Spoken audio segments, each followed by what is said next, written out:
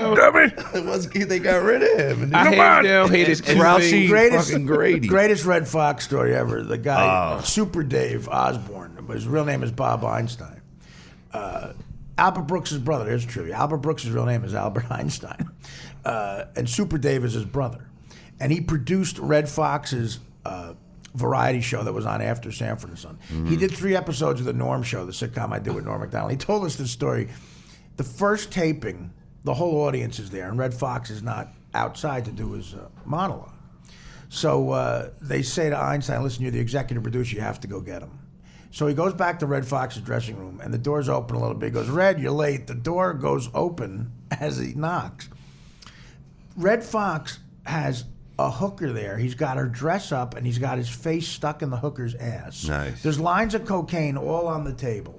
And he says, Red, you're late to do the monologue. He said, Red Fox took his face out of the chick's ass and said, can a fella relax?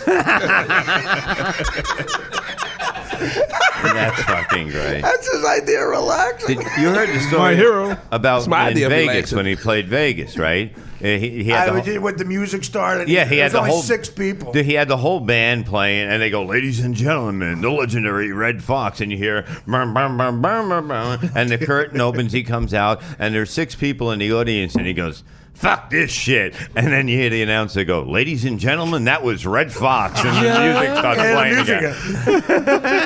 Quincy Jones told me he wrote the theme song to Sanford and Son in 20 minutes while he was smoking opium. Oh, great! It's one of my favorite songs. It is. I mean, what because of you? Back then. when I met him, it said music by Quincy Jones. I was like, what? Yeah. That's one of my favorite theme songs. I'm is. telling you right now, I think his friend Bubba is one of the greatest comedians ever, man. But and Grady's good on the show too. Grady Jones gets- without Sanford. But Grady gets all the you know. But I think Bubba, hi Fred, Yeah, you know, like he would yeah, just yeah. come on and just Hey, like, Fred. yeah, Fred. What about Esther? Esther. Aren't you kind of hard on Esther, Fred? They didn't seem like actors. They seemed like guys from his town. Yeah, the Guys wino. that got on the street, right? They were I know great Bob is actors. They were great. great actors. Yeah, Really good. You don't see stuff like that anymore, and you're not gonna. Oh, look at Good Times. John Amos as the dad. I mean, When he a died- dramatic John actor. Amos? Was that his name? What's his Amos. name? Was John it Amos. Cookies? I said Amos. Yeah, I loved his wife. She was great in that Kong movie. Florida? Yeah, Florida. Oh, there's another one. There's some more awkward silence. You should put out a comedy album called Awkward Silence. starring Artie Lang. Awkward Silence. The new Awkward Silence 8. So Bob, what do you got going on in your life now? Tell me, you got well, you're not doing a radio show. well, I'm doing the radio, but you know what I mean. I'm looking to expand, and I'm also going to be at the Northeast Comedy Cabaret. So you're doing stand-up on the road. Yes, We'll get and- to the plugs, absolutely. But you know Yeah, what I'm saying? that's and it. you said your son has a band. My son has a band that is amazing. They're 15, 14, and 12. They just got signed by a record That's their producer. ages. Really? Yeah, no, that's What- their dick sizes. What's the name of the record label? Priest That's just looking on Productions. return. Back to the dicks. No, you guys are talking about dicks for a fucking hour. I know. I'm the one that got the biggest You're talking dick. about your son's dick. Well, That's creepy. That's not creepy. I washed him as a kid. You fucking. I washed him as a kid. Hey, that's how I fucking talk, okay? And the people like it. Okay? What instrument? He also your son watched him as play? an adult. What? What instruments your He son plays play? the bass, Okay. and he's been playing about and he 7 plays his months. father's cock. And he's not bad either. I'm a bass player. They got Apple original doesn't fall music too they far from wrote. the They got original Kamal's a music. bass player. He can't even play the Barney Miller theme. Kamal. Yeah. I'm a world class bassist. When you got a gut like that, Get- the bass is way out here. You got to reach for it. Look Get at a the gut bass on right him, now, man. and I'll play right now on your show. He's right. You couldn't reach the bass. Go ahead. If it Get a goes over bass your right now, stomach. and I'll play I right don't on have your it. live I got show. guitar. You got 50 guitars there. You don't got a You bass? can play bass on a What guitar. do I look like? bass The string. fucking- Hey, look at him covering up for this shit. You give me a guitar. I'll play the bass on that motherfucker What do I look right like? now. Cream? I don't fucking have You look to- like ice cream. Well, you had cream on your shoulder the other day. Wait. What'd you say? Good one. Cream on your shoulder. What'd he say? You got cream on your shoulder. Oh, that's not bad. No, but when Kamal tells a joke, just try to like let the silence wash over. Yeah, I'm sorry, Artie. Not everyone's like a stand-up comic like you. All right. I mean, sorry. Don't let you the know. act. See, now you're getting mad. Yeah, I don't No, do but I mean, this guy thinks he's like, who are you? Like, you know? Nothing. I happen to be a guy who. You happen to be a guy that bores people. What the hell are you talking about? Boar. You wouldn't even eat a boar. Oh, that's true. Yeah. They should give me the show. This guy's not Boars, funny. you can have the show. I don't want it. It'll be called Dead Air. What you call it, cricket? Is this on? Come on, here's Kamal. Here's Kamal telling his jokes. I just came back from Paris. Crickets. Who did that? Wait, the Starbucks guy is chiming in now? Yeah, well, that's it. That's how horrible you are. Even the kid is yelling at you. I'm just no jokes. Just yell a Starbucks order at him every once in a while. I know, See if it annoys I him. can't even I order. want to ask something. I always want to talk to somebody. How long does it take you to train to work at fucking Starbucks? That is, you guys are behind stupid. there like the Honest. Wizard of Oz. Yeah. Honestly, That's hard to learn that shit, man. honestly, the quickest way I could think of it, like before they changed everything, they had like your 6-month review thing. Honestly, I learned within about like 2 or 3 months. I had everything down packed in my But do you mind. take classes? Like you have to go and like train, or I mean, yeah, the training that we have at first, yeah, that's To make probably a what it is. fucking And at that coffee. point, within training, you just like deal with like what you're gonna get dealt Holy with shit. there's every day. 50 because there's 50 things on the menu. Yeah, I and mean, then- you gotta be. You but- can't be a dopey kid who works at McDonald's like Starbucks is, and they're all genius kids. Like you can tell, like They you get can tell, like, you're a benefits little there, smarter right? than an average kid. Yeah. There's a lot of nerdy little white kids, like who work there, like science nerds almost, Yeah. right? I mean, honestly, I think of working there every day is like a science class. It's like, okay, this is super hot. Let me not get burned. Yeah. No, I know you fucking like you really look like you're creating something there. I mean, yeah, they actually do have us because, like, even with the new drink that we got now, it's like they're trying to be more European. With What's it. the new drink? It's called the flat white, and then now they even try and have us do like the little latte art within it too. Like they try and have us like try and make a heart within it. I get with that it. little fancy ass flower. Did they do that called the for Rosetta. Christmas? Did they make Fat you Oh, like, no, the sad part is it came out after Christmas. They were like, oh, you're going to do this fancy for the rest of the new year. There you go. all right. Do you get pissed? Do you get pissed when people come and say I'll have a medium? Be Oh, honest. honestly, my joke for that one is it's okay. We speak English because honestly, we get a whole bunch of tourists that say, "Oh, can I get a grande?" I'm like, "You mean a grande?" Yeah, well, no, the fucking. I'm like, just say medium, the dude. I most speak confused thing is tall. Tall's the small one. That's how I tell people. Coffee. Oh, it's tall rhymes with small. We're having so like that's how you know an what hour you want right conversation there. about coffee. That's because you're telling shit jokes.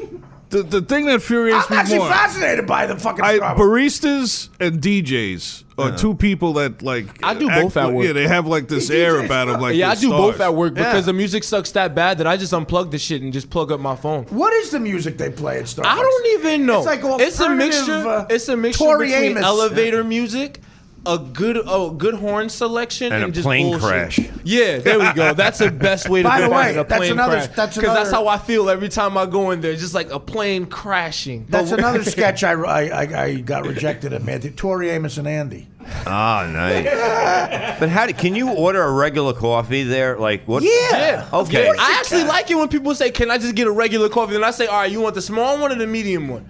Because at that point, Because then you don't have to worry. It's easy. You don't have to make it a macchiato, man. My head The would most explode. argument- It's too much shit there to fucking learn. I mean, come on. Well, it's expensive. it's stupid. Yo, it's not tasty. It's a shame. I don't even like charging people for the way they do for how expensive this It stuff is man. expensive, It is. Yo, like honestly, You I ever- never stepped foot in the Starbucks until my interview, and then it was like even till then I'm like, yo, it's too much to charge these people for this. Hey, did you ever feel guilty after charging that much and just jerk the guy off? Honestly, I only feel guilty if they're a good person. Now, if I run into an Yeah. asshole customer, it's like, okay, I really want to charge you for an extra shot right now. Yeah. There's a lot of assholes in this area. Oh, there's assholes everywhere. Aren't there a lot of assholes around here? There are, right? Oh, yeah. Too many. Yeah. Dude, I got one more Starbucks question.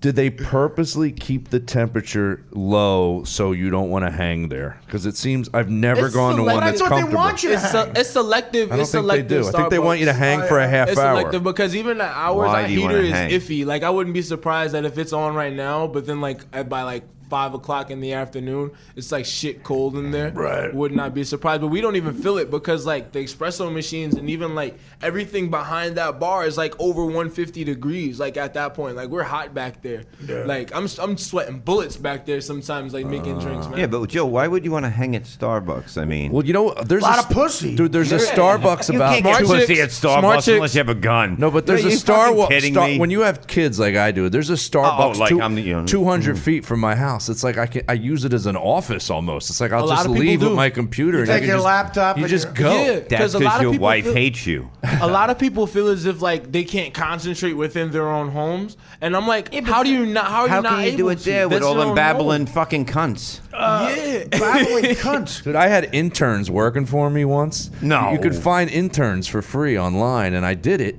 And I had all the interviews For at Starbucks. what? Interns working for what? So just work for my podcast. They were from You the, did? Yeah, I have 4 people working for me. They were for 12 How do we nothing. do that? It's You don't very have to easy. I'll find them teach on you how to internet. do it. You could go in Starbucks and find you an intern, man. Yeah, we they- just you sit, put they're it- just you sitting put there it at- studying. They're 12 years old and they're Philippines. Craigslist. But you can I, get I them. put an ad You on can find Craigslist. anything on Craigslist. I could find my left sock on Craigslist. If Yeah, but I don't trust Craigslist. Man. And there's a The kid's college gonna right kill you. behind. There's a college in Hoboken right behind you. Any They allow school. you to post on their website Artie, if you're any looking for school students will, to intern. definitely, and they get credit for it. Yeah, it's easy. Kamal, do you use interns on your movie or what?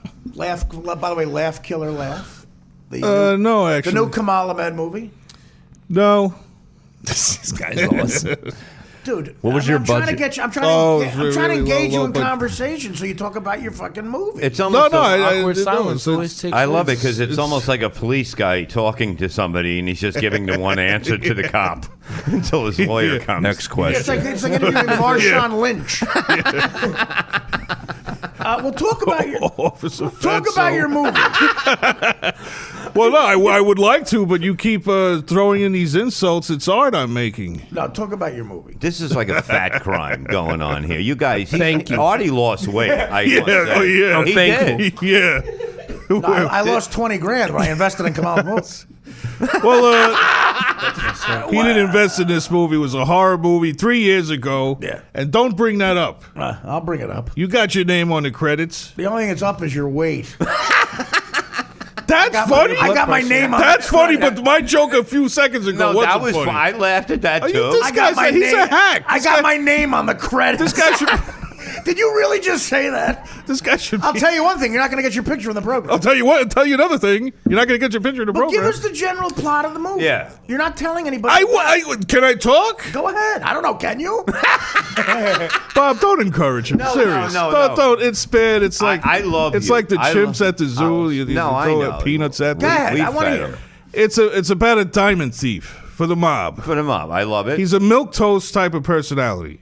Milk toast. Does Milk food toast. have Look- to enter into everything you do? I don't know. it I'm wouldn't be I'm surprising speaking. he's I'm trying to get speaking away to a from me. lower level of intellect. Go here. ahead. But it's about this milk toast type guy. Mm-hmm. The mob hates him. He's like not a very well liked person. He's an orphan. He's has a lot of issues, social issues. Let's throw Everything. it to commercial. He angers the mob and they Yeah. hit him over the head. All of a sudden he wakes up. He's like Rodney Dangerfield, cracking jokes, everything. It's called Laugh Killer Laugh. No, it's actually he just did a horrible job. Like the movie's really good. I know the what he movie's meant. really good. He just did a horrendous job of. I did it on describing purpose it. because I didn't like your attitude. Oh, so you're gonna sabotage Yes, yourself? yes. Listen, the movie is really good. We're gonna take a break real quick. Give your plug because Ty, you gotta leave, right? You gotta go. Yeah. All right, what's your Facebook? This What do is you got- Starbucks Tyrone. What do you got, pretty boy? I mean, you can find me on Facebook, Tyrone Brown, my average name, or just my like an easier way to find me on Facebook. My email address, tbrowskis20 or is it 70? One of the two. T. TBROWNS. Brown. So Yeah. check this kid out. He's a good kid. Yeah, And on he is. Give him Instagram, some work. I'm He'll be Cool Boy back. Ty, KOOL_BOITY. Yeah. And that's underscore. Facebook. You do Twitter? I'm on Twitter too, Tbrowski70. That one. And just choco summarize. Spell T. Brownsky. TBROWNSKI. Okay, cool. So Yeah. he's gonna take off. You guys can hang, right? Yeah. Come on, we we got an can. hour to kill if you want to get up. And you guys talking about hanging? I'm about 6-7 inches. There you go. 6 and 7. I got you beat, motherfucker. I mean, that's all for relaxing. Now, if we're talking full boner, I'm about a foot long. This here. guy's a Jew. Too. I'm a Levy's Jew. a Jew. I got like almost 10 inches. You claim not to be Jewish. No, I'm not really, because my mother's not Jewish, so that makes me not a Jew. More on that after this. The Artie Quitter podcast. I mean, I'm black. Tell and that Not to a Jew. Hitler.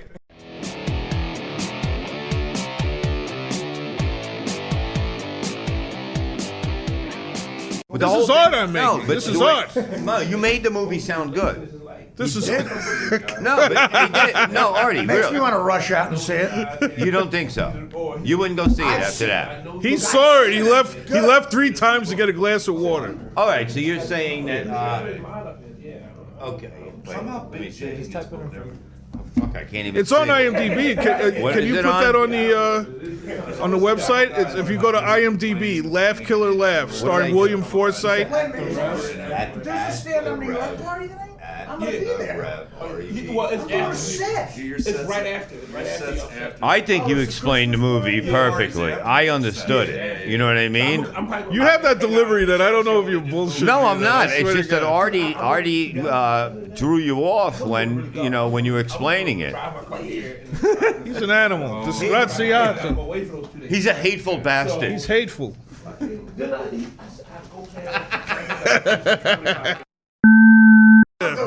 Yeah. Awkward. So, like, you didn't create any of it. I gotta know.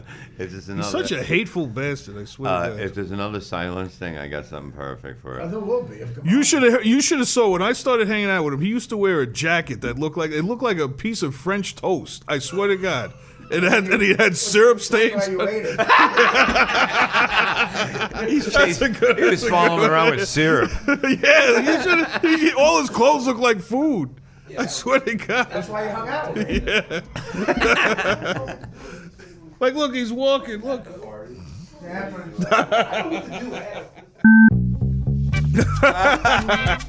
Nice. You big dummy. Hey. Esther. Oh, no, you hard on Esther Fred. Why you so hard on Esther Fred? Wait, well, let me tell you something. My family, few things would make my father laugh after a day of climbing roofs with insulation and sheetrock on his arm, eating a veal cutlet my mother just made, then Fred Sanford goofing on Aunt Esther. The funniest. Why don't you come over here and stick your face in some dough? We're going to make gorilla cookies. The best. He was.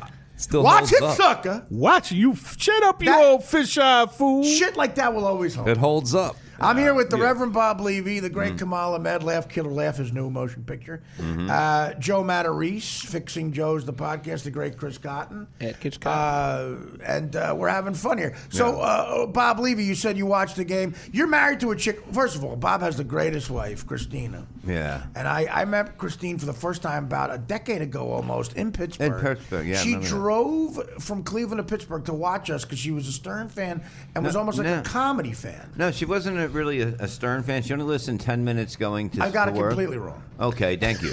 But the whole thing was she listened 10 minutes going to work and she couldn't listen, and then she, that was it. But, she ended up talking to me on something, and Was I there the day you met? No, I wasn't there. 'Cause No. we were at the Sheridan playing the Funny Bone in Pittsburgh. We were at the Sheridan Mm-hmm.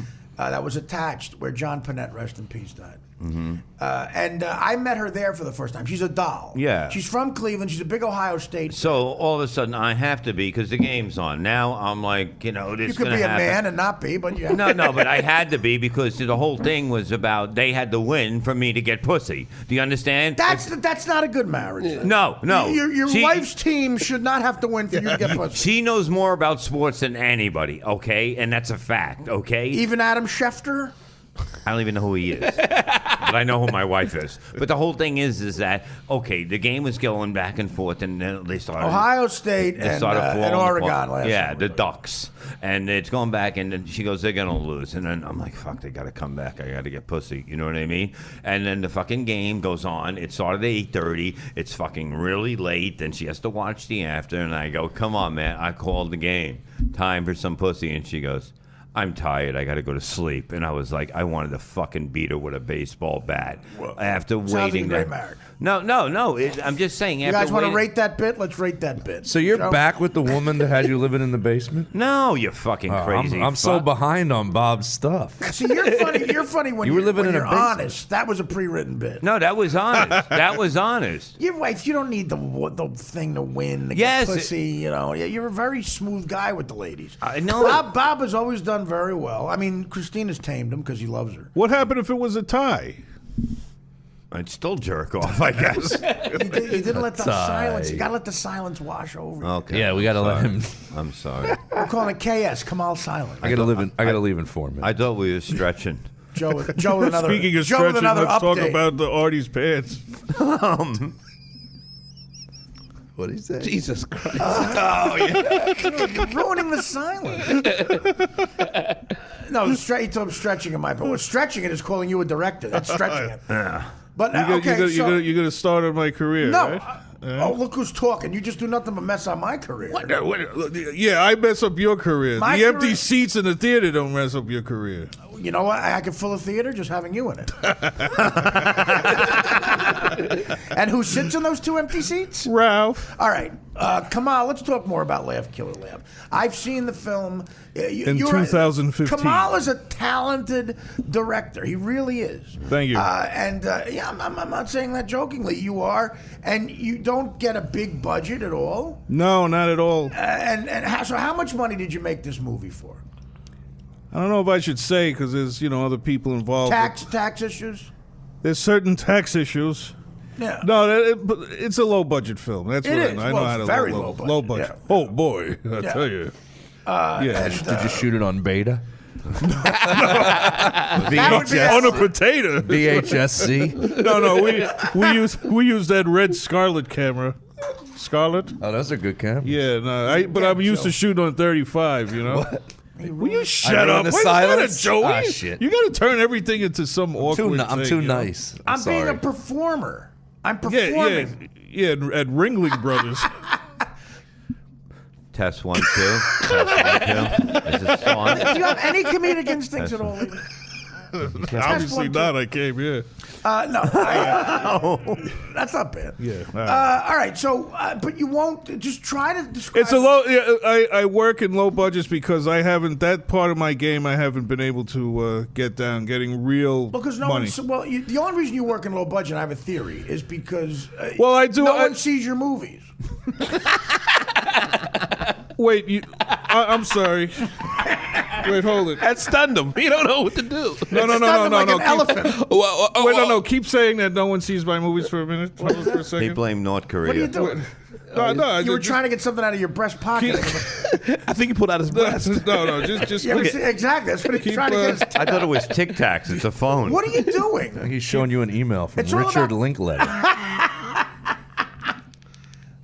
Wait, what happened to it? Jesus Christ, you setting up a bit. What are you everybody. trying to do? It's Marty Scorsese. It's 7:15. I'm in a rush. I misplaced your number you gave me this morning. I was kind of out of it. So, if you want to give me a call back, if you can't talk tonight, we can talk tomorrow. But I'll be at that. That's the new Matthew McConaughey. I said this is Dr. Scorsese. Your weight is 7:15. That sounds like the new Matthew McConaughey commercial. Let's explain this. This is a true story. Kamal met Martin Scorsese. Martin Scorsese saw one of Kamal's movies and liked it and called Kamal. No way. I thought it was a prank call for like 3 days. I didn't call him back. It was Johnny Brennan. And the whole time I was going, who the hell do I know that does that good of a Scorsese impersonation? People call you in the business Martin Borsese. Is that true? He used that joke 2 years ago, I swear to God. Oh, yeah, He's that's- recycling jokes. Francis Ford Coppola. Yeah, you used that one too. He uses the same jokes. Yeah, but it's not an old joke. If they didn't hear it, jerk off. Yeah, I never heard. What did Scorsese want? I need to know. He wanted Artie's number. Probably true. You want to arrest me Well, to a say how cutlet? you- Say how you met Scorsese. Wanted you to Tell them- direct Goodfellas too? Well, he was Tell making Tell the her. movie Bringing Out the Dead, and somehow I found my way on the He set. wanted to manage Goodfellas Pizza. Look, I need a guy that makes a good dough.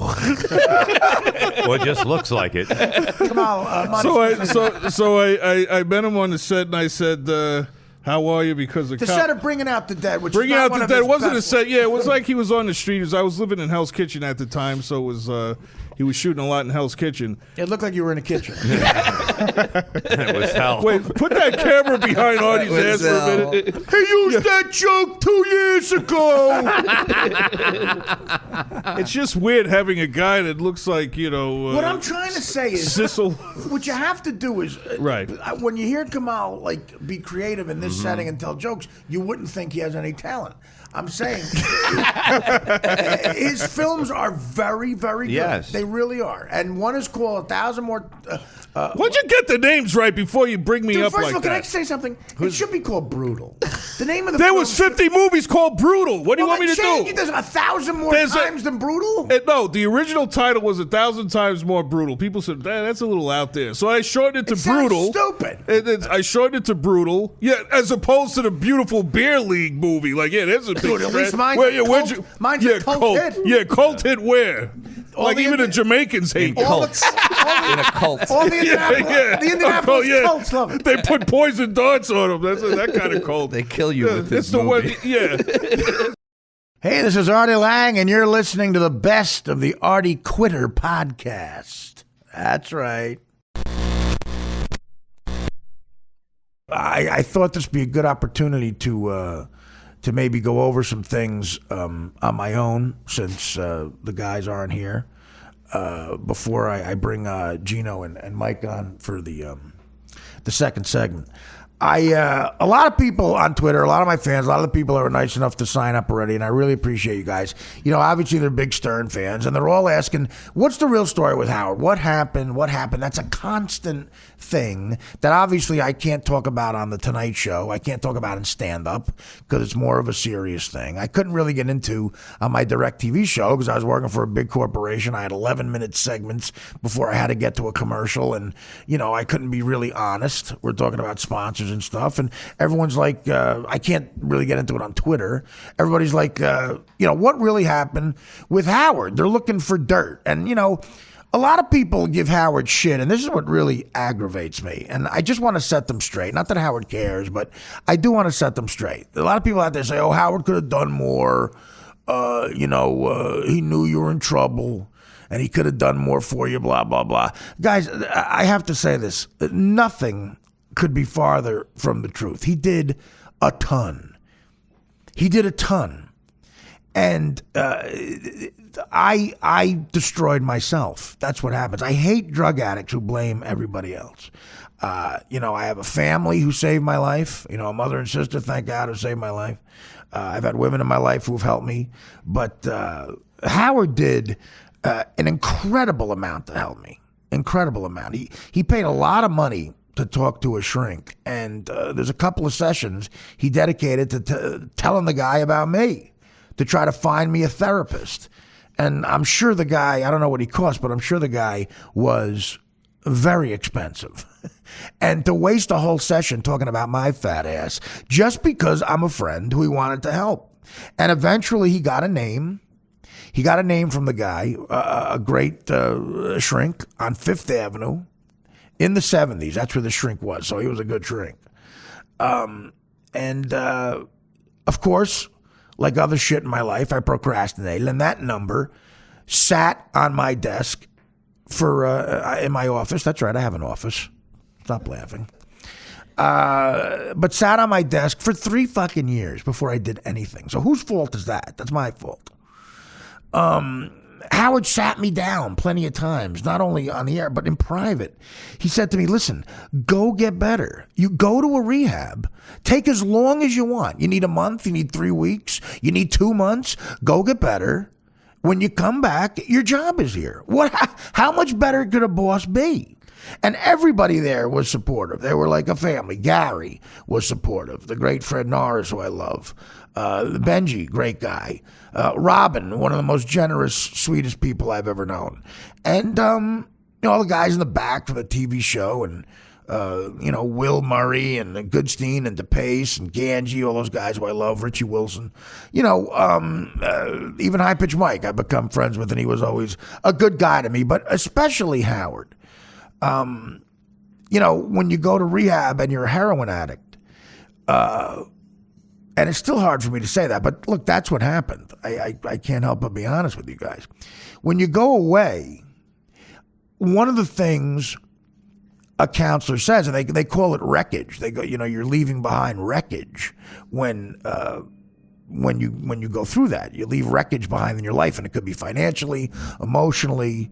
You ruin relationships. They say, listen, there's going to be people in your family. There's going to be friends that you had, that you considered great friends, who are not going to be able to be your friends anymore. Like, some people take it as far as they can go, man, and then they don't know what to do. And you're going to lose those friendships. That's just going to happen. Doesn't reflect on them as people, but maybe they did everything they could do, and they just can't do it anymore. And not only, I was on the Howard Stern Show for 8.5 years. Creatively and as a comedian, it was the greatest time of my life. 8.5 years working on the biggest show ever 20 million people listening to you. I mean, the immediacy of radio, it's such a great medium. As a comic, you sit in front of a microphone. And on the Howard Stern Show, like when you do a movie, you got to shoot it, you rewrite it, and then it takes maybe a year to come out. And then you have test audiences. Does that joke work? Does this joke work? In stand-up, you get an immediate response, but usually it's on the road at the fucking Hack Shock and the fucking Funny Bone and the Dickweed Lounge and all that. You know, you go through all these bad clubs and you have to learn how to do your act, and that takes a while. Television, unless it's live, but that takes a lot of preparation, even if it's live, takes a while to get on the air. But radio, it was amazing. You just sat down in front of a microphone, you thought of a humorous thought or a joke, and you said it, and immediately when it comes to the Stern Show, not one city's hearing it. It's not just St. Louis or something.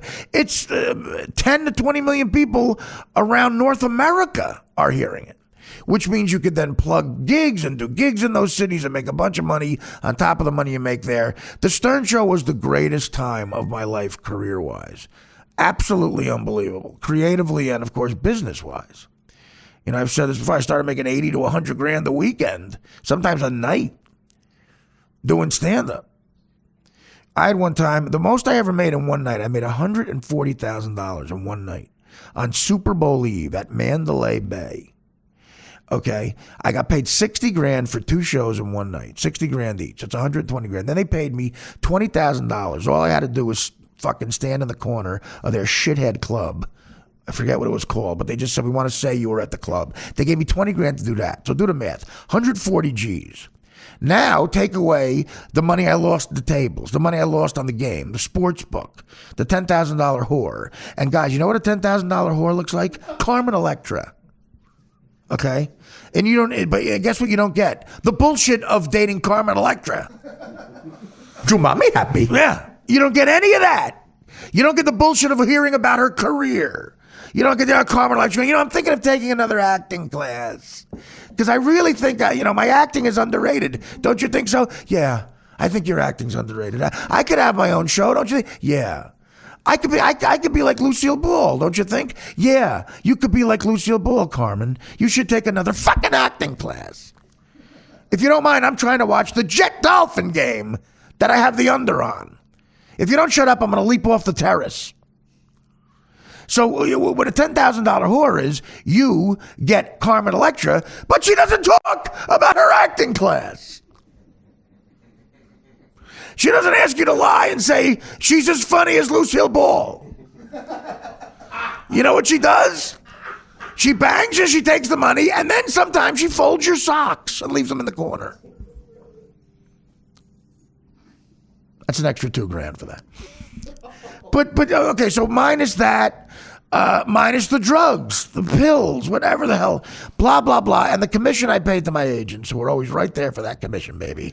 Boy, they don't fucking forget about that. Right off the top, I got back on a 7 a.m. flight after staying up all night, a 7 a.m. flight. I made 140 grand for the night. I did the math. The weekend cost me $5,000. The weekend cost me I'm going to say that again. The weekend cost me $5,000. Do you know how difficult it is to? I don't care. I was in first class too. That didn't help. And the movie was like a Jude Law movie that was science fiction. I forget the name of it, but like there were monsters involved. And I'm trying to watch that. I'm ordering Jack and Waters like Jack Daniels is having its going away party. And that was my life. That was my. So you're gonna blame Howard for that? That I was down $5 grand? No. You thank Howard for getting me the opportunity to make $140,000. The rest is my fault. I became a junkie, and it's sad. It's sad. But one of those friendships that the counselor was talking about that I lost was Howard. I'm not going to lie to you. I haven't talked to Howard maybe more than 2 or 3 times since I left the show. That's 5.5 years now.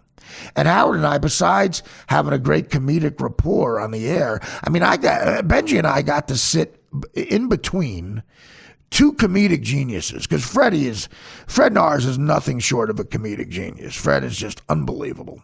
And obviously Howard is. So what I learned about comedy in those 8.5 years is invaluable. You know, they were 3 feet to my left and 3 feet to my right. And in Howard's case, you're talking about 3 feet from the greatest person to do what he's doing in the world. It's like Scottie Pippen being next to Michael Jordan. I mean, the guy left regular radio and it got turned on its ear. Yeah, I mean, that's impact. That's impact. But and he's the greatest comedic partner I've ever had. Norm Macdonald is up there, obviously, the great Norm, who I'm going to talk about later. Norm, one of my favorite people ever, one of the most brilliant people I've ever known. There's an article about him, about his Twitter, that I want to get to. People are just figuring out that Norm is really smart. Wow, there's a surprise. You don't get to be that funny without being smart, by the way. You know, David Herman and some people, Orlando Jones, I worked with at Mad TV. They were great comedic partners.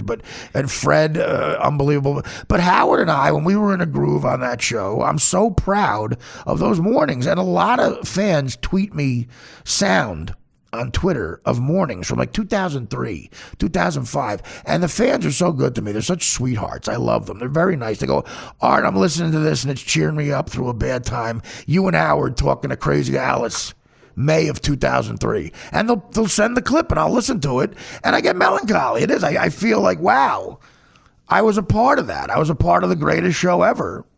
And Howard let me in that room to do it every morning. And it was very, very touching, but also just fun. I got paid to laugh. People would say, we just loved hearing you guys laugh. And I would laugh every morning at, you know, Sal and Richard's phone calls sometimes were so fucking funny. I couldn't stop laughing. Freddie, what he would do with the sound effects, Freddie's impressions. And then Howard talking about his parents and doing the thing with his mother on the fucking megaphone that he had.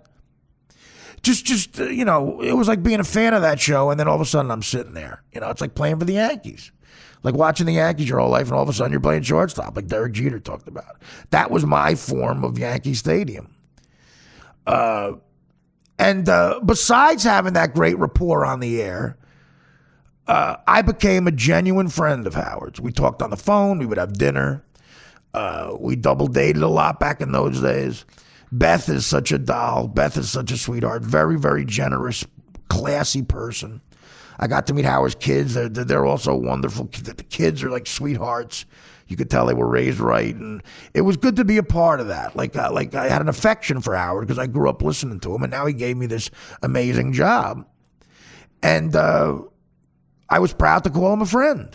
We spent a couple of New Year's Eves together where we ended up back at his apartment. You know, hanging out with people like Ross Zapin and his lovely wife, Melissa, who I love as well. I mean, it was great to be a part of that whole thing.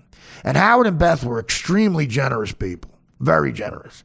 Like I say, Howard, you know, said, go get better for 2 months. And when you come back, you have a job. There's nothing else Howard could have done. He did everything. And like I said, I was there 8.5 years, and 8 of them were amazing. The last 6 months were terrible. The heroin completely took over. And I would try to get clean, but when I got clean, I was like shot out of a cannon. My timing was off, and I wasn't great on the show anymore. Matter of fact, I started to suck. And, you know, a lot of people came in, like Chris Rock came in that famous day where a lot of people talk about and said, Howard, you're going to have to fire Artie as a wake-up call because it might save his life. But Howard couldn't do stuff like that. He thought firing me would have been hurtful for me. Financially. And you know what? Howard was right. I think he knew how to deal with somebody like me. And firing me wouldn't have been the move. He didn't want to do that. So he had done all he could do. And then one day, I got called in to talk to Howard and Tim Sabean. And 8 years, he never gave me a note. Never gave me a note off the air. It just sort of worked. And again, I said this before, I wasn't the funniest person going up for that job because there were a lot of funny comedians trying to get that job. But no one was a bigger fan of the show than I was. No one. And I knew the show, and that helped me. I knew when to shut up as well as when to talk. So after 8 years of that, I got called into a meeting after the show in the studio. It was just me, Howard, and Tim Sabian, just the three of us. And Tim, another guy who was always nice to me, but he was there, I guess, for support for Howard, because Howard was not confrontational with stuff like that. And he was trying to figure out how to tell me, Art, you have to get better because it's not working. For the first time, this is really affecting the job. And I think he thought that might have been a wake-up call. And he said, something's not working. We always had a chemistry that worked. But now you're interrupting Robin. I'm trying to talk, and the chemistry isn't there. And I think he was trying to scare me straight, like, you got to get better. And I said, Howard, I promise I will. I promise I will. And it would happen for a little while, and then I would fall off the wagon, and it would get worse again. And then finally, I think he was just flabbergasted. He didn't know what to do. And that's when I made a decision. I said, I can't leave this up to him. My time here might be over. My run might be over, and I want to let him off the hook. And the only way to let him off the hook is maybe I'll have to quit the job. And say I got another opportunity, or it's just the time has come and I got to go. And I found out he didn't want me to do that either. He was definitely afraid of what would happen to me if I left. I really think he felt that way because he's a good guy. He comes from nothing. He's self-made. He's not some rich kid who doesn't know how to deal with people. I related to him in a lot of ways. And what happened was something happened on the air, and I've never said this before, but this really affected me. One time on the air, Robin or somebody jokingly said, you'll have to bring up Artie to your shrink again because I had done something on the air that was crazy. And Howard dead seriously said, I'm not allowed to bring up Artie at my shrink appointments anymore. And Robin said, what? And I was like, what are you talking about? He goes, my therapist said I'm not allowed to talk about you anymore in the fucking shrink appointment. So now I'm thinking, wait a minute. In my head, I'm going, he's talking about me so much, in not a good way, probably, at these therapist appointments, to where the fucking guy made a rule. You can't talk about me. That woke me up. That was like, oh my God. I gotta get out of this, because not only am I ruining this friendship and the show, I'm ruining this guy's life. That's how I started to feel. You're talking about a guy who's spending $4,000 a minute probably for a shrink, and he's choosing to use that time to bitch about me. And Howard had a busy life. He's got, an ex-wife, children, an empire he's running on the radio, other irons in the fire with business, and, Ralph telling him his belt doesn't match his shirt. Blah, blah, blah, blah, blah. And, of course, a marriage, which always takes work. And, I really felt terrible. I felt guilty. I felt bad. And that's what drugs had done. If that's not the biggest advertisement for an anti-drug thing, I was making, all told for a while, $3 million a year over there. That's, and I threw that away because of dope. Now, the time on that show, even after going away for a year and a half, that show is so big, and I was on long enough to where these fans are very loyal. I still sell out theaters not because I'm so great. I still get specials on Comedy Central. I still get shows and opportunities like this and DirecTV and book deals. I had another book, a second book was on the New York Times bestsellers list. Not because I'm a great writer, not because I'm hilarious, because I was on the Howard Stern show for 8.5 years. I'm not delusional, but I'm very, very grateful for that. But, it had gotten to the point where, I'm on TV. Every inch of that show was taped on television. I was texting bookies and dealers. I'm on television in the background of, the most iconic radio figure on the planet. If I'm not passed out or nodding off from heroin, I am, first of all, I look homeless. I'm texting. Guess who I'm texting? I'm texting bookies and dealers. That's when you're out of control. It's on another level. But none of this stuff made me do more drugs. Nothing is Howard's fault. Nothing is my mother's fault or my sister's fault or my dad falling off a roof. And I've been in rehab with a lot of people who bitch and moan about shit like that, and I hate it. It's my fault. I was weak, and I would rather have been high than deal with life for a while. And I'm still here because of people like Howard and the people at that show and really good friends. But of course, mostly because my mom and sister, family, my blood. I come from a strong Italian women, and they're my blood, and they're the reason I'm alive. I I remember some people from AA telling my mother, listen, the ultimatum here is with the steps, you have to give him an ultimatum. Like, look, if you don't stop, I'm never going to talk to you again. And my mother said, well, you have to skip that because you're talking to an Italian mother from Jersey. That's never going to happen. They're like, no, it has to happen. And she's like, no, you don't understand. You don't get it. You're not talking to some kid who's cooking meth in Missouri, whose mother is a dope head who wants to play bingo instead of hang out with their kids. My kids are my life. I'm never not going to be in his life. I'll be trying to save his life till I take my last breath. And my sister's like that too. And I felt guilty because, what am I doing to their life? But anyway, I'm still here for some reason. And another big reason is the fans. And again, I'm talking to you. The people listening to this podcast are about as loyal as it gets. You're so nice to me when I see you. I hug you people. The fans are like, I never met you before, but I feel like you're my cousins or something. Really, really warm and generous. Even the people who break balls on Twitter, I appreciate your friendship and you guys being fans. But I want to say that's the full and real dope with Howard. That is it. The man tried everything. And I'm probably alive because of him. But after a while, with someone with that many problems, eventually you have to let them go. You have to let them go. And you're going to die or get better. And because of my family, I got better. And I'm here. Do I still struggle? Every fucking day. Every fucking day. But I thank you fans for being there. And also the other thing is, Howard doesn't have me on the show anymore. People, how come he's not having you on the show? That's not a hostile thing. I'm still friends with those people over there. Think about how I left. It's really tragic and crazy. And Howard doesn't want to be. If I go on that show and one little thing happens, I don't think that it will, but how do they know that for sure? One little thing happens that makes me go off the deep end again.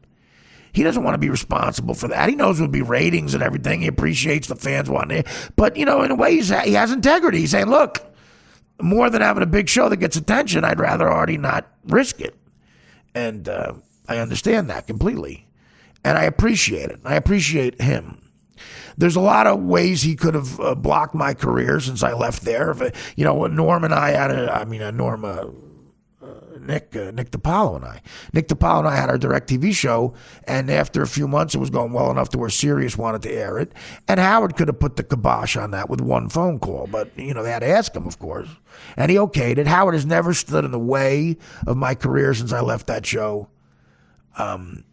I think secretly he supported it. I'm with the same agency as Howard. I'm with Don Buchwald, Tony Byrne over there, good man. And Don Buchwald didn't abandon me. He's Howard's guy. He could have easily done that too.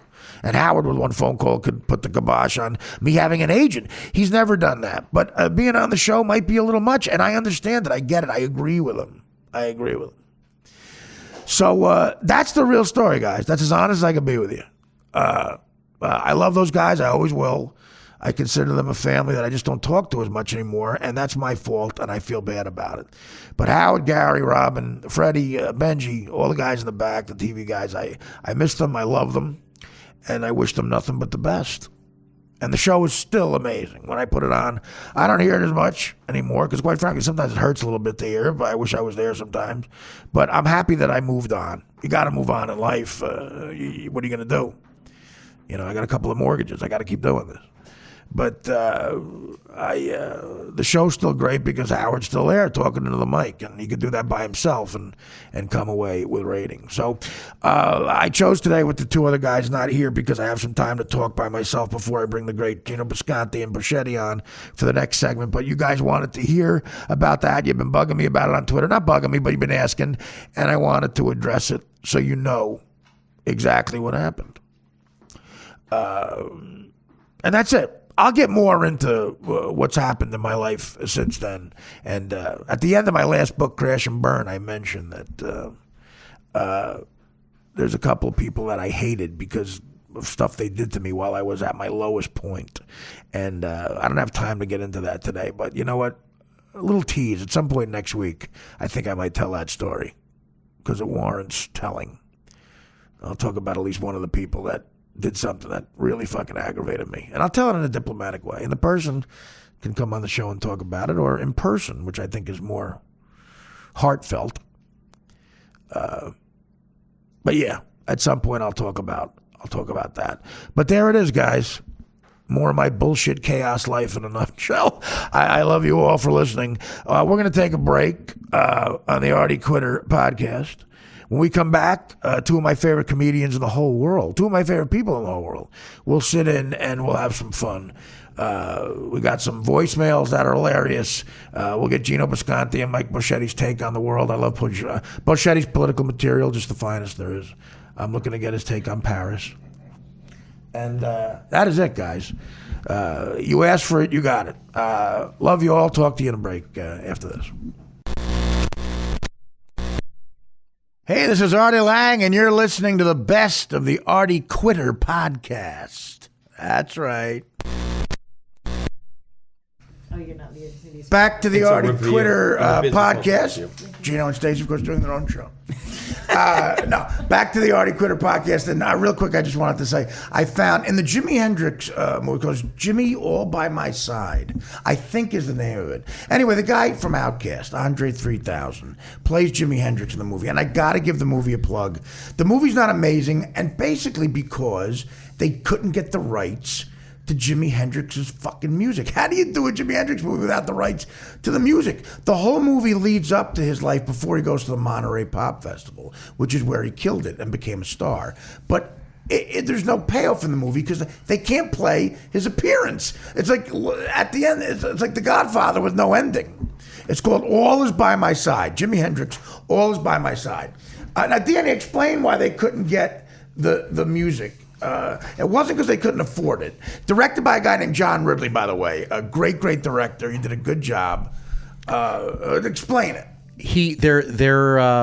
The Hendrix estate would not let him have the rights to the music because they are warring between the mother and the father. No, not the father, because I think the father's dead. But he has Mother's cousins. dead. It's the cousins, and they're all warring over his estate. Right, a brother or sister too might be involved. And they or a did not- wife. Right, and Yeah. they would not let him have the rights to the music. That's so. I would have delayed it because you needed that bad, but he had to make the movie without the rights to the music, and basically he goes to London though, which is where Jimi Hendrix really made a name for himself. And there's a scene where they have a cock. They want to show what the music scene was over there compared to Hendrix. They have a guy, a real bad English teeth, doing Cockney music, which is a type of dialect over there. And Gino, tell me if there's not the English Mike Boschetti. Look at him. Mike, that is, and we're tweeting. With slightly better teeth. Go to artiequitter.com, and you'll see the English Mike Boschetti. Wow. Mike, your thought? Why don't we have Mike stand right in front of the TV and take a picture because they could be side by side. Do that, Mike. Head's the same thing. Try to smile. Yeah. No, I don't have. I bet better teeth. Who do you think has worse You have teeth? better teeth than this guy, Mike. Mike, you have terrible teeth. Look at this. I bet that guy doesn't eat bread either, Mike. No, Mike, why don't you stand on that side? It'll look like you're both on the TV. Mike, you're in front of the TV. No, Mike, we didn't say he looked like your tits, Mike. Wait. James, turn this off. What? Turn what off? My mic. Oh, your mic. Okay, go ahead. Is that good, guys? Just this angle? Why don't you Dan, try to pose them. Yeah, go ahead, Mike. Yeah, that's it. get a little lower and put on a hat? No, we don't need a hat. You don't need a hat. Gino's directing now. Just calm the fuck down. Trying to help. I'm smart. Mike, work with Dan here. Come on. Just try to smile with your awful Staten Island teeth. Okay, there it is. That's good. That's perfect. Three. That's perfect. Perfect. That's amazeballs. Let me see it there. Okay, go to artiequitter.com and you'll see the side by that. If that ain't the English Mike amazing. Boschetti, you can sit down now, Boschetti. Okay, thank you. We don't want you to do Thank you. too much cardiovascular. That's perfect. Let me see. That's that's hilarious. Please Perfect. tweet that That's immediately. perfect. Good job. Okay, so artiequitter.com, you can see the English Mike Boschetti. By the way, during the commercial, Dan doing more dog talk. That was cool. I loved it. He loves animals. I hate to say this. I really feel Dan's had sex with some of the dogs. No, he just loves Why do you animals. hate to say it? Okay, listen, let me tell you. Embrace. He's like, Vinny, can you poo? Can Vinny poo? Is it tough to poo with Uncle Dan's cock in your ass? No, but Uncle Dan's cock is in your ass, Vinny. Maybe Vinny- he's not saying poo. Maybe he's calling him Vinny Pooh. It's a Vinny pet name. Pooh, Winnie the Pooh, Vinny the Pooh. Hey, Vinny Pooh. Hey, Vinny Pooh. Vinny Hey, Pooh. Vinny it's Pooh. Vinny the Pooh. Should Uncle Dan take his cock and balls out of your ass? Vinny Pooh. Maybe then you can poo. Jack says you got a great big cock. One is a command, one is a pet name. Vinny was that? Pooh. Vinny Pooh. That's from Boogie Nights. Say it again. Jack says you got a great big cock. Vinny the Pooh. Hi, I'm calling you Vinny the Pooh because you can't poo with Uncle Dan's cock in your ass. True story. Vinny the Poodle. Vinny the Pooh Pooh Poodle. Yeah, but then, anybody who loves animals is a good. That's how you know you like a good shut up. friend. I believe Mark Twain You said know, that. who loved animals? Hitler. He loved dogs. He did. And Hitler is famous for saying he liked dogs better than people. Oh no! Well, I think Bugsy Siegel said that. He might. There were no dogs in the ovens at Auschwitz, but anyway. Unfortunately, that fucking jerk off like dogs. German Shepherds, you love them. He sounds like you. You love Capone and Hitler. Well, I admired some role model you are for the kids. Well, I admired Capone's not work ethic. Listen, I mean You admire his work. His work ethic.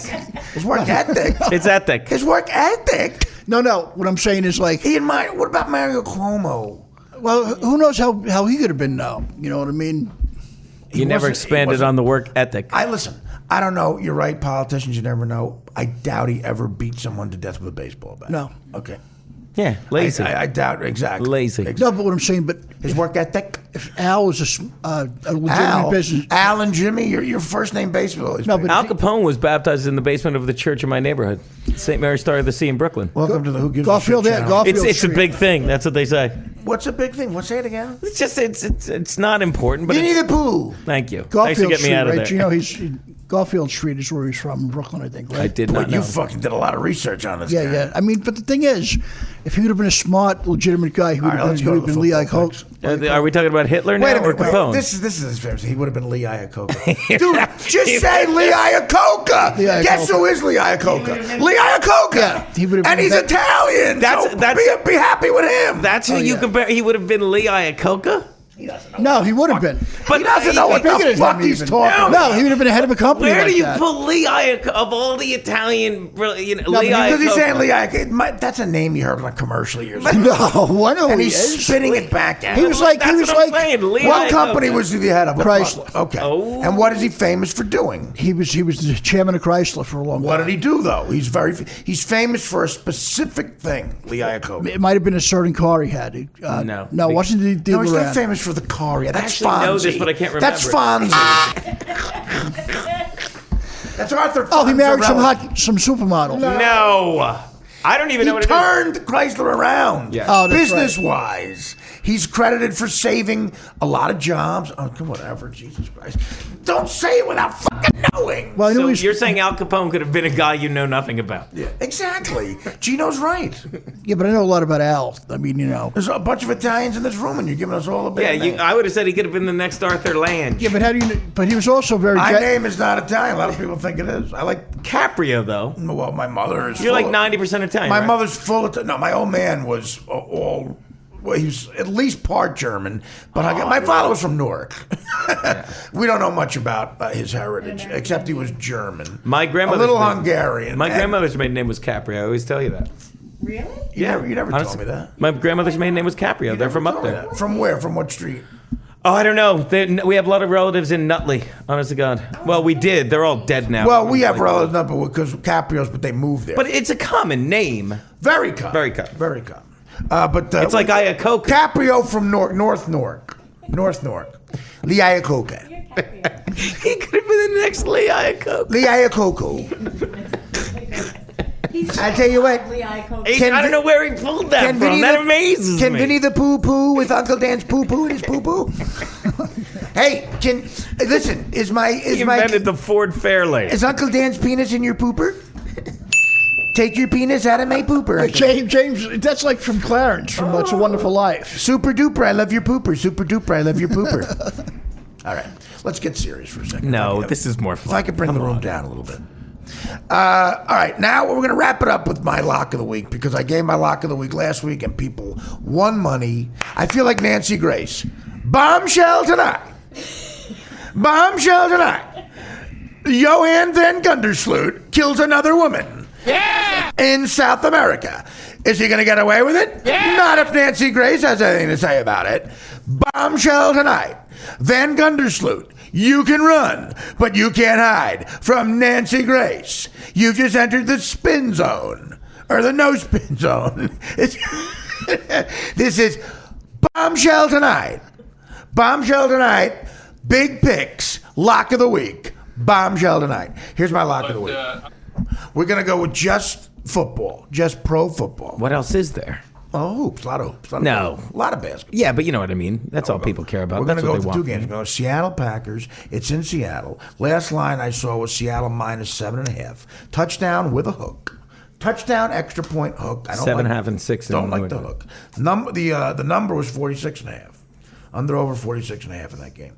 Here we go. Pats, Colts. Pats, Colts. Pats in New England minus 7. The number 53.5. Under over. Okay. Here's my lock of the week. love this. Then I'll go to Gino. I love this. Here's my lock of the week. Take your My time. lock of the week.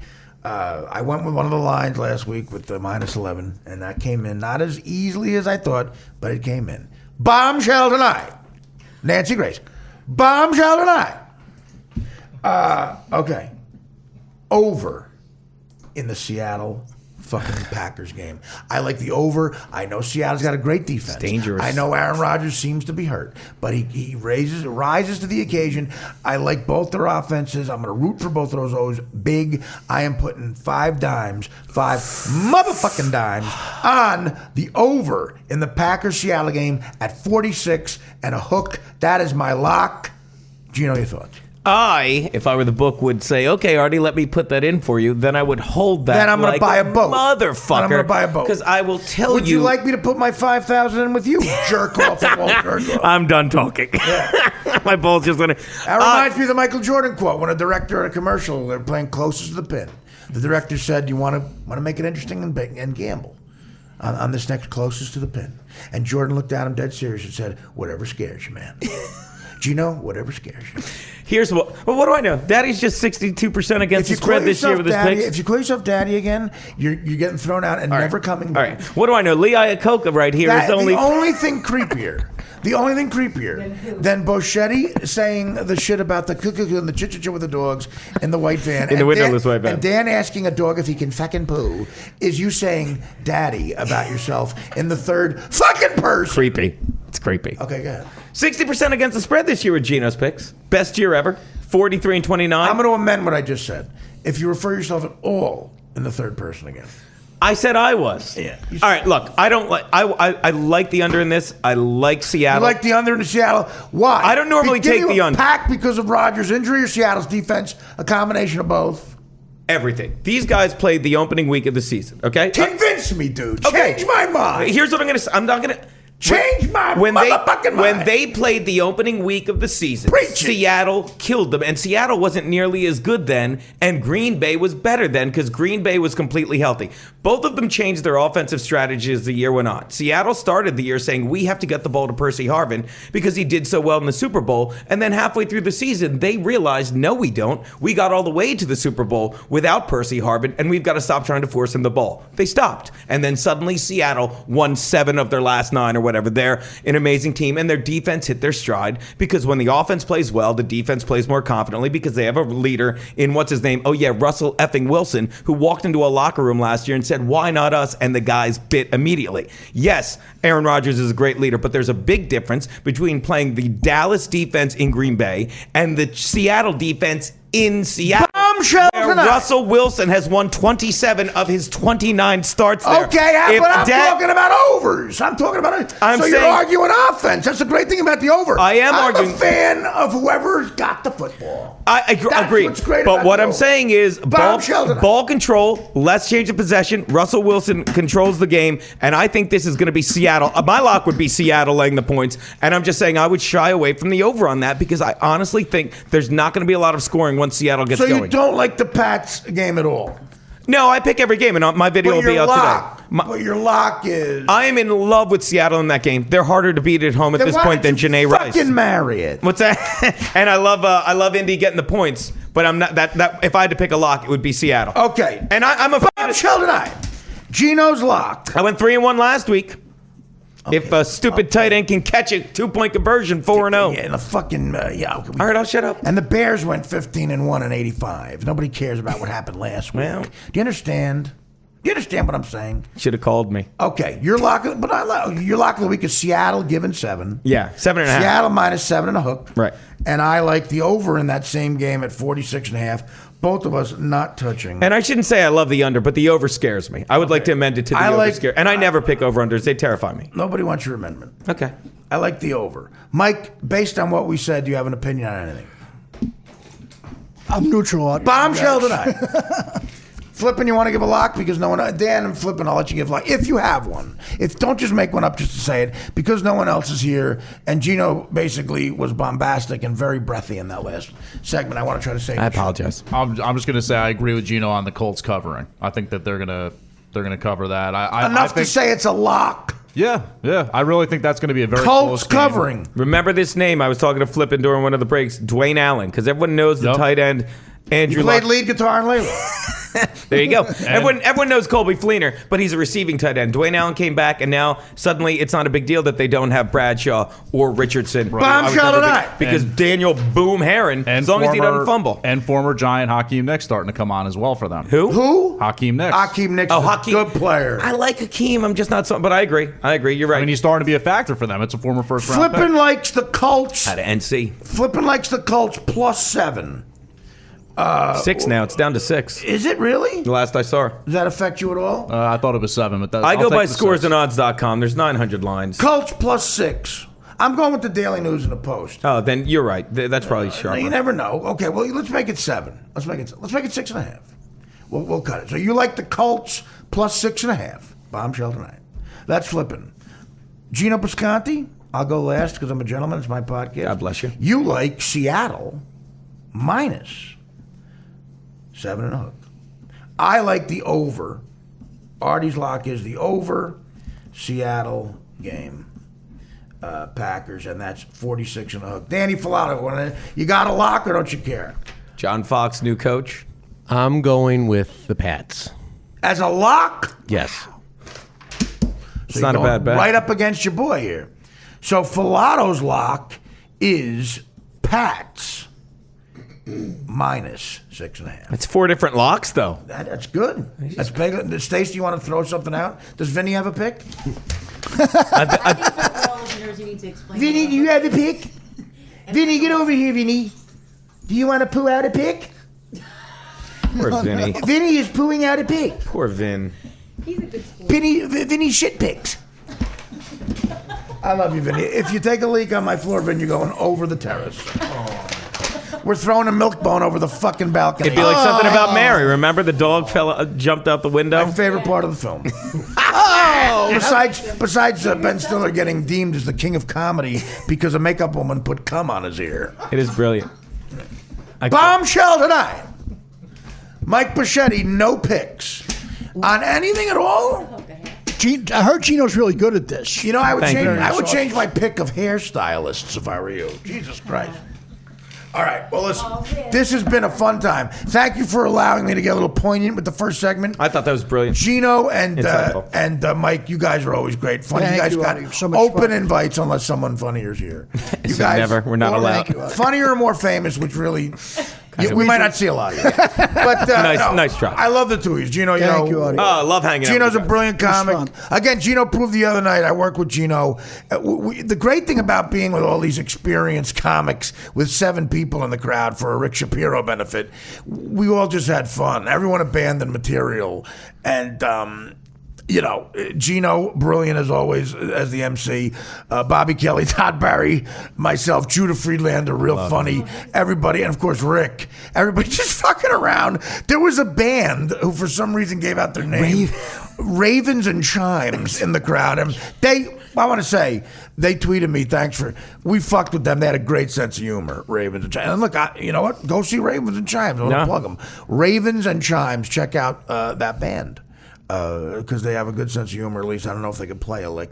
But so thank you, Gino. Thanks for having Gino, me, any man. plugs? Give Just follow Gino's Picks. Go to my website, GinoBisconti.com. It has my videos and all that, my Gino's Picks, which are 60% on the spread and 72% in the postseason the past 2 seasons. Against the spread. GinoBisconti.com. Boschetti, what do you want to plug? Just stuffdudesLike.com. Dude, it sounds like you're saying stuffed dude. Oh, STUFFDUDES.com. And I spelled it right. That's amazing. In the Bombshell tonight. On the intro bang, I'll be there. The what bang? I bang. IBANG. Are you saying comedy bang bang? No. Interrobang. Interrobang. Sorry. Nailed it. Bombshell tonight. All right. Once again. Where will you be, Artie? Well, I'm going to be at the Borgata Valentine's Day. Saturday, I'm at. It's sold out. God bless you for selling it out in Sayreville at the Starling Bowl. I'll be sold out. Chris Cotton and Joe Matarese.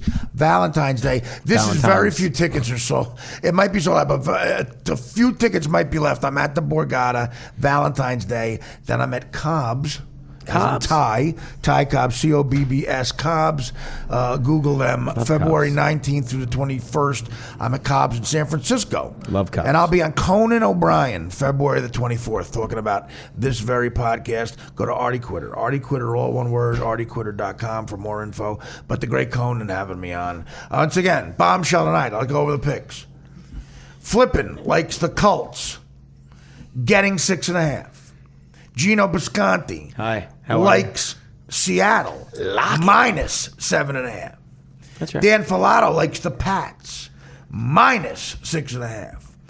Artie Lang likes the over in the Packers fucking Seattle game, 46 and a hook. Again, Artie Lang's lock, Artie Quitter's lock. Are we over Seattle Packers 46 and a half? Stacy Lang, my wonderful sister, I love you. I love you too. Thank you for coming. Thank you for your support, your love, and the reason I'm alive. And of course, Vinny the Pooh, and all you people out there. Another great week, a second great week of the Artie Quitter podcast. When I come back next week, I'll talk about who pissed me off at the end of my book, Crash and Burn. I'll give a brief story on that. It's time. And take care, brush your hair. Have a good weekend.